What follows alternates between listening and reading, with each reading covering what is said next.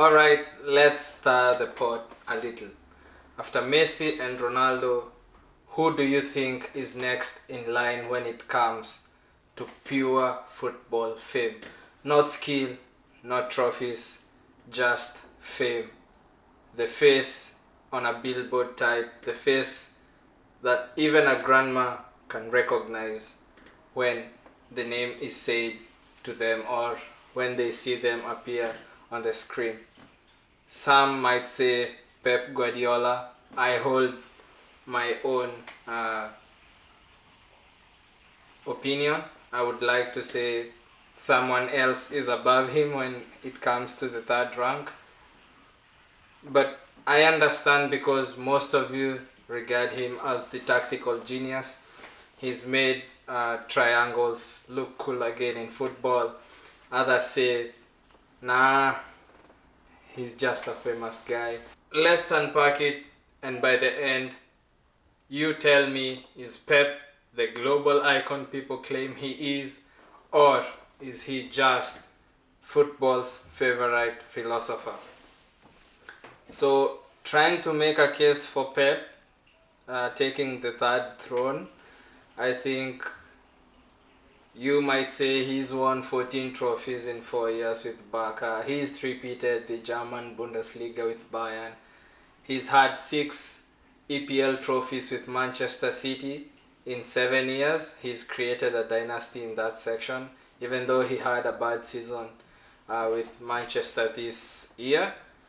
And then he is the person who's reinvented tiki-taka, positional play, inverted fullbacks, and he's revolutionized football in such a way that it's influenced most teams, how they play, how the academies are bringing out talent.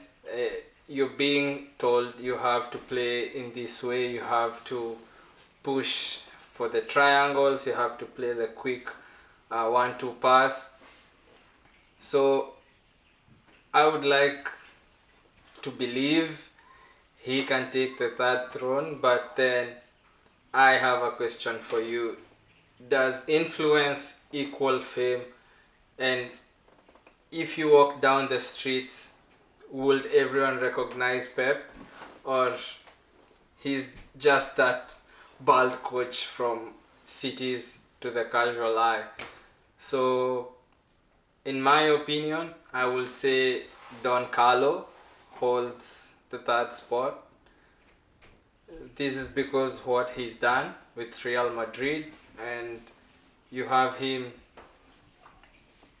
taking on a managerial role with Everton. That's the hardest thing that he's ever had to do. I think because it's challenging to play Everton's way of play and no fans, he doesn't get the quality players. He had some relegation scares. Pep Guardiola has not put himself in such a situation, so that we might assess him based on can he take on a team that's on the lower side and try to mold them to win.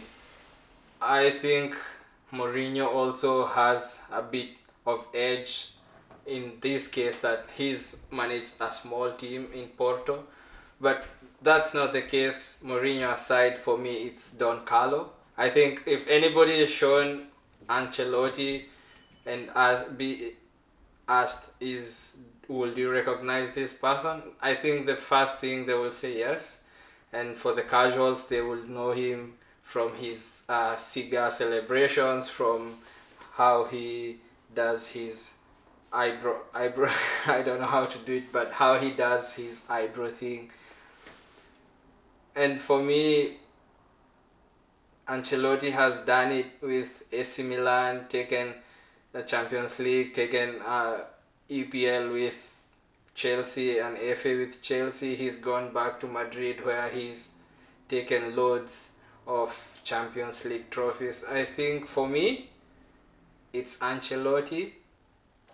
And I would understand if someone makes the case for Pep. That's why we are opening this debate. I would like to hear more from the people who want him to be the third in line after Messi and CR7. But if we try and rank him against some football stars who are currently playing the game, it's kind of a mismatch, because you have someone like Neymar who's the drama magnet. He's a samba icon, first of all. He's a drama magnet and he's an insta god. You have Mbappe, who, if you give him time, he'll be the poster boy who most people will remember. And then you have the likes of people who left the game. Zlatan, who is the walking quote machine. He calls himself Zlatan the God. And then you have people like David Beckham, who is still selling out his jerseys. He's selling out colognes, and he's always on the headline. And you have his wife also on the headline, because she apparently designed the Range Rover Evoque design. So, and you have Mourinho, even though he's now fading away and becoming the crying one in the Turkish Super League. So you have to take a step back and ask yourself, is Pep Guardiola famous like a rock star, or famous like a scholar, or is he just a trend on the TikToks, or when he headlines he's worn his famous turtlenecks? So the angle gets tricky among football purists and casuals, because some view Pep as the messiah of football with how he's revolutionizing football. As I mentioned earlier, it's kind of bad and also good, because you're creating people who can play quick football and penetrate the defenses. But then on the other side, you are shielding players who can be creative from dribbling. So this is something else that undermines his rank as the third for me, because someone like Ancelotti will give his players the freedom. They are not tied down to the tactical system. It's fluid. No system exists when Ancelotti is playing.